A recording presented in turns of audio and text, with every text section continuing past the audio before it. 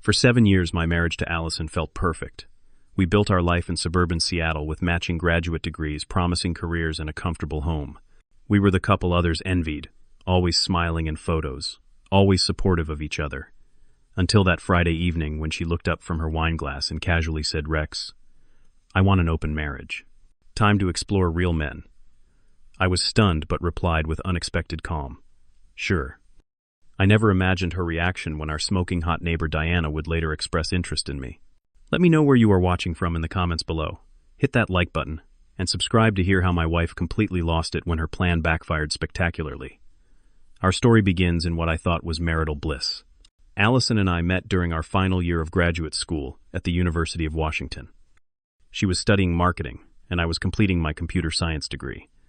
Our first encounter happened at a campus coffee shop where we both reached for the same table. Instead of arguing, we decided to share it. 3 hours of conversation later, we had our first official date scheduled for the following weekend. After graduation, we both landed good jobs in Seattle. I secured a position as a software developer at a growing tech company, while Alison joined a marketing firm. 2 years into our relationship, we married in a beautiful ceremony overlooking Puget Sound. Our friends called us the perfect match, and for a long time I believed it too. We settled into a comfortable routine. Weekdays were filled with work, evenings with Netflix, or dinner with friends, and weekends with hiking, farmers markets, and occasional road trips. Our home in the suburbs was modest, but modern, with a small yard, where I enjoyed gardening while Alison practiced yoga on the deck. Looking back, I should have noticed the signs. They started small, almost imperceptible. Alison began spending more time at the gym, changed her wardrobe to more revealing outfits, and her girls' nights became increasingly frequent. She joined a new social circle at work that I rarely met, and whenever I suggested joining them, she would brush it off, saying it was just work stuff that would bore me. That fateful Friday evening, we were having our regular end-of-week dinner at home. I had prepared salmon with roasted vegetables, a meal she once loved but had recently started criticizing as too predictable. As we sat across from each other, she swirled her wine thoughtfully before looking directly at me. "Rex, I need to talk to you about something important." She began, her voice steady but with an edge I rarely heard. "I think we need to open up our marriage. I want to explore connections with real men." Her words hit me like a physical blow. Real men. The implication that I somehow was not a real man stung more deeply than the suggestion of opening our marriage. But outwardly I maintained my composure. "What exactly do you mean by that?" I asked, my voice surprisingly level, despite the chaos erupting inside me. "I mean, I want the freedom to date other people, to experience different men. And you could date other women too, of course," she added almost as an afterthought, with a dismissive wave of her hand that suggested she thought this was unlikely to happen. My mind raced through a kaleidoscope of emotions. Hurt, betrayal, anger, confusion. But something deeper emerged from the tumult, a strategic clarity. In that moment, I decided not to oppose her. "Sure," I replied simply. "If that is what you want." She seemed taken aback by my easy agreement, clearly expecting resistance. We spent the next hour establishing ground rules, discretion with friends and family, protection during intimate encounters, honesty about who we were seeing, and agreement that our home would remain a private space. When Alison went to bed that night, I retreated to our small home office, closed the door, and finally allowed the tears to come. Our marriage, which I had believed was built on love and mutual respect, suddenly felt like a sham. Had she ever truly loved me? Was I just convenient, stable, predictable Rex? The next morning, I went for a run to clear my head and bumped into our neighbors, Jake and Diana Harris. They had moved in 6 months ago, a young professional couple like us, but without children. Diana worked as a fitness instructor, which explained her toned physique and vibrant energy. Jake was in pharmaceutical sales, often away on business trips. "Morning, Rex," Diana called out, waving enthusiastically. "Beautiful day for a run." I slowed to chat briefly, noting how Diana always made a point to engage in conversation while Jake seemed perpetually distracted by his phone. Alison had once commented that Diana was trying too hard to be friendly, but I always found her warmth genuine. As I jogged back home, I saw Alison watching from our bedroom window, an unreadable expression on her face. When I returned, Alison was already scrolling through dating apps on her phone, her excitement palpable. "This is going to be good for us, Rex," she said, not looking up from her screen. "We both need to grow individually to strengthen our relationship." I nodded, wondering if she actually believed that, or if it was just something she read in an article about ethical non-monogamy. Either way, I was beginning to understand that her vision of our open marriage involved her exploring, while I waited patiently at home. The first weeks of our new arrangement were surreal. Alison dove into the dating pool with enthusiasm, quickly matching with numerous men and scheduling dates almost every other night. She would return home late, offering vague details about her evenings that I never pressed for. Despite our agreement about honesty, she seemed relieved by my lack of questions. For the first 2 weeks, I did nothing. I processed my feelings, considered my options, and observed how quickly our dynamic was changing. Alison grew more confident, spent more time on her appearance, and spoke to me with what felt like a mixture of pity and condescension. "You should try setting up a profile too, Rex," she suggested one evening, though her tone lacked conviction. "You never know who might be interested." That night I decided to take her suggestion seriously. I created profiles on several dating apps using recent photos and writing an honest description of myself. Software developer homeowner enjoys hiking and cooking in an open marriage. I expected minimal interest, but figured it was worth trying. To my surprise, the responses came quickly. Women who were also in open relationships, recently divorced and wanting casual connections, even single women who were intrigued by the arrangement. Among my matches was a corporate attorney named Amanda, who suggested meeting for coffee that weekend. When Alison saw me getting ready for my date, she appeared genuinely surprised. "Oh, you actually made plans with someone?" she asked, attempting to sound supportive but unable to hide her incredulity. "Yes, coffee with Amanda." "She seems interesting," I replied casually. "Do not wait up." My date with Amanda was refreshing.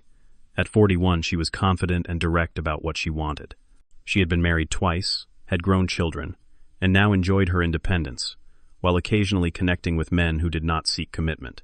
Our conversation flowed naturally, and when we parted, she kissed me on the cheek and suggested dinner next time. When I returned home, Alison was waiting in the living room, pretending to watch television, but obviously monitoring my arrival. "How was your coffee date?" she asked, feigning disinterest. "It was nice. We are having dinner next week," I answered, heading to the kitchen for water. I could feel her eyes following me, assessing my demeanor for clues about how the evening had gone. That same week, Diana knocked on our door when Alison was out on one of her dates. "Hey, neighbor," she smiled warmly. "I notice things seem a bit tense between you two lately. Everything okay?" Her genuine concern broke through my practiced composure. Before I knew it, we were sitting on my porch, and I was confiding in her about our new arrangement. Diana listened without judgment, occasionally touching my arm in support. "That sounds really challenging," she said finally. "For what it is worth, I think Alison is crazy to not appreciate what she has in you." The following days brought a shift in my interactions with Diana. Her smiles lingered longer. Our conversations grew deeper, and there was an unmistakable spark developing. Diana mentioned that Jake was often emotionally distant, focused more on his career than their relationship. I found myself looking forward to our brief encounters while retrieving mail or taking out trash. Meanwhile, my text exchanges with Amanda and other matches continued. Alison noticed my phone lighting up with notifications and began asking more questions about who I was talking to. When I remained vague, just as she had been, her frustration became evident. The neighborhood summer barbecue at the community park became the catalyst for everything that followed. Jake was away on another business trip, so Diana came alone.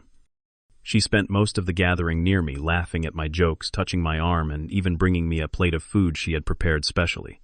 "I remembered you mentioned loving spicy foods," she said, presenting a perfectly seasoned kebab. "I made this with you in mind." Across the park, I could see Alison watching us, her conversation with other neighbors forgotten as she observed our interaction. When Diana excused herself to use the restroom, Alison immediately approached me. "What exactly is going on with you and Diana?" she demanded, her voice low but intense. "We are friends," I replied simply. "Is that a problem? She is married, Rex. And so are you, remember." The irony of her concern was not lost on me. I thought we were exploring connections with others. "Is that not what you wanted?" Alison stormed off, and for the remainder of the event, I could feel the tension radiating from her. When we arrived home, the argument erupted in full force. "You are doing this deliberately to hurt me," she accused, pacing our living room. "Flirting with our neighbor where everyone can see. What will people think I am?" Following the rules we established, I countered calmly. "And I thought what other people think does not matter in our new progressive arrangement." The next day, Diana texted me, "Saw the tension yesterday. Want to grab coffee and talk?" I agreed, and we met at a cafe downtown away from neighborhood eyes. The conversation quickly moved beyond surface pleasantries. "I need to be honest with you," Diana said, her eyes meeting mine directly. I'm attracted to you, Rex. I have been for a while. What about Jake, I asked, though my racing heart betrayed my interest. Jake and I have been struggling for years. We stay together out of habit, not love. Seeing you and Alison made me realize how much I am missing. We talked for hours about our marriages, our disappointments, our hopes. When we parted, there was no kiss, but the connection between us had deepened significantly. I felt both exhilarated and conflicted. Unknown to me, one of Alison's friends had seen us at the cafe and immediately reported back. When I returned home, Alison was waiting, her eyes red from crying, her posture rigid with anger. "How dare you!" she shouted the moment I walked through the door. "Diana, really, our neighbor. Do you have any idea how humiliating this is for me?" I set down my keys calmly. We had coffee and talked, following our open marriage rules. "This is different, and you know it." Alison paced frantically. "Everyone will know. The neighbors will talk. Why does it matter who knows? You have been dating openly for weeks." Her next words revealed everything. "You were not supposed to actually do this. I never thought women like Diana would be interested in you." The truth crashed down like a physical weight. This was never about opening our marriage or mutual growth. This was about Alison wanting permission to cheat while assuming I would remain faithfully waiting at home. "What exactly did you expect would happen?" I asked, my voice dangerously quiet. Alison collapsed onto the sofa, her facade crumbling. "I have feelings for someone at work. Jason. We have been emotionally connected for months. I thought an open marriage would let me explore that without giving up our stability. And you assumed I would just sit home alone while you built a relationship with him. I did not think you would find anyone so quickly, especially not someone like Diana." The following week was excruciating. Alison and I barely spoke, sleeping in separate rooms and avoiding shared spaces. She canceled her dates while I continued texting with both Amanda and Diana. The weight of deception hung heavy in our home. After several days of silence, Alison approached me with a new proposition. "I think we should close our marriage again. This experiment was a mistake." I looked at her, really looked at her, and saw for the first time how our entire relationship had been built on her assumption of superiority. She had never viewed me as an equal partner, but rather as someone lucky to have her. "I do not think that is possible," I replied honestly. "We cannot go back to how things were before." "Is this about Diana?" she demanded. "Because if it is, you need to end it. Now. This is about us, Alison. About the fact that you never respected me." The ultimatum came 2 days later. "Either you end things with Diana or our marriage is over." For the first time in our relationship, I stood firm in my own worth. I will not be manipulated anymore. Alison moved out the following weekend, temporarily staying with her sister while we figured out next steps. The house felt emptier, but somehow lighter, without the weight of her disappointment and judgment filling every room. I continued seeing both Amanda casually and deepening my friendship with Diana, who was now seriously considering leaving Jake. 3 months after moving out, Alison had officially started dating Jason. The divorce papers arrived via certified mail, initiating the legal end to our 7-year marriage.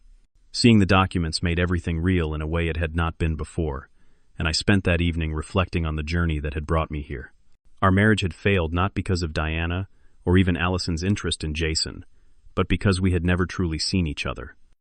Alison had wanted someone different than who I was, and I had spent years contorting myself to meet her expectations, surrendering pieces of my identity in the process. The divorce proceedings were straightforward but emotionally draining. We divided assets, sold our home, and gradually disentangled our lives. Throughout this process, my relationship with Diana evolved naturally. After she separated from Jake, we began dating, officially building something based on mutual appreciation rather than expectations of change. 6 months after Alison first suggested opening our marriage, I ran into her and Jason at a restaurant downtown. She looked thinner, her smile not quite reaching her eyes. Jason seemed distracted, checking his phone repeatedly during their meal. They did not notice me, and I did not approach them. The final meeting to sign our divorce papers happened in my lawyer's office. Alison arrived alone, her usual confidence noticeably diminished. "Jason and I broke up," she volunteered after the paperwork was complete. "He was not who I thought he was." "I am sorry to hear that," I replied genuinely. Her eyes filled with tears. "I made a terrible mistake, Rex. I threw away something good because I could not see its value." I felt a surprising surge of compassion for her. "We were not right for each other, Alison. We both deserve to be with people who love us for who we truly are, not who they want us to be. She nodded sadly. Are you still seeing Diana? Yes. We are taking things slowly, but it is going well. As we parted ways for the last time, I realized how much I had grown through this painful experience. The man who had meekly agreed to an open marriage, out of fear of losing his wife, was gone, replaced by someone who understood his own worth and would not compromise his identity for approval. The journey from that fateful Friday night dinner to signing divorce papers taught me lessons I never expected to learn. What began as a painful betrayal ultimately led to profound personal growth and a deeper understanding of what makes relationships work. The most important lesson was learning the difference between compromise and surrender. Healthy relationships require compromise, but I had been surrendering essential parts of myself to maintain Alison's approval. I had become so accustomed to morphing into whatever she needed that I lost sight of who I actually was. Diana helped me rediscover that person, appreciating qualities Alison had dismissed. I also learned about the true nature of love versus attachment. Alison had been attached to the stability and comfort I provided, while fantasizing about different men. Real love, I now understand, involves seeing your partner clearly and valuing them for who they authentically are, not who you wish they would become. The healing process was not linear. Some days I felt liberated, energized by the possibility of building a life that truly reflected my values and desires. Other days grief would ambush me, and I would mourn the years invested in a relationship that was fundamentally misaligned. Through therapy and the support of friends, I gradually moved toward acceptance and forward momentum. My relationship with Diana developed with intentional slowness. We both carried wounds from our marriages, and were careful not to use each other merely as bandages. We talked openly about our expectations, fears, and hopes. When she eventually moved into my new apartment, it was with clear eyes about who we were as individuals and as partners. I occasionally hear updates about Alison through mutual friends. After things ended with Jason, she dated several men in quick succession before taking a break from relationships altogether. She switched jobs, started therapy, and seems to be doing the important work of self-reflection. I genuinely hope she finds happiness. The irony is not lost on me that by suggesting an open marriage, Alison inadvertently gave me the greatest gift, the opportunity to discover my own value and the courage to stand firm in that knowledge. Had she never made that suggestion, we might have continued for years in our unbalanced dynamic, with me constantly striving for an approval that would never fully arrive. Today I understand that relationships should be places of mutual growth and appreciation, not performances where one partner continually auditions for the other's approval. True connection comes from authentic sharing, not strategic presentation of a curated self. If you have ever found yourself diminishing your light to keep someone else comfortable, or if you have ever stayed in a relationship where you were not truly seen, I hope my story encourages you to reconsider. We all deserve to be with people who celebrate rather than merely tolerate us. Have you ever had to make a difficult choice between your happiness and meeting someone else's expectations? Share your experiences in the comments below. And if this story resonated with you, please like, subscribe, and share it with someone who might need to hear it.